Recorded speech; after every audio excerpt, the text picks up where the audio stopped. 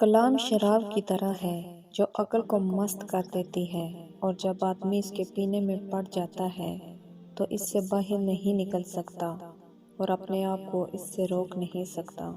جو انسان اپنے آپ کو نہیں پہچانتا وہ اللہ تعالیٰ کو بھی نہیں پہچان سکتا۔ انسان تین چیزوں کا مجموعہ ہے: جسم، روح، نفس۔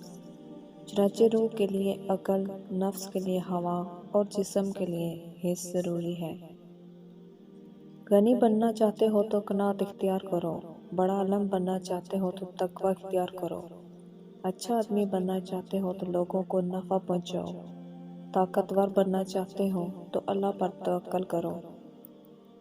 بغیر عمل کے علم گدھے پر کتابیں لادنے کی مانند ہے۔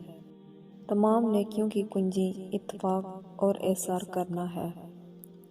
پروانہ ہمیشہ شمع کی طرح ہی جاتا ہے، بس اگر پروانے کی طرح مومن بھی شمع کا پرستار ہے تو مرتبہ صدق اور رضا پا سکتا ہے۔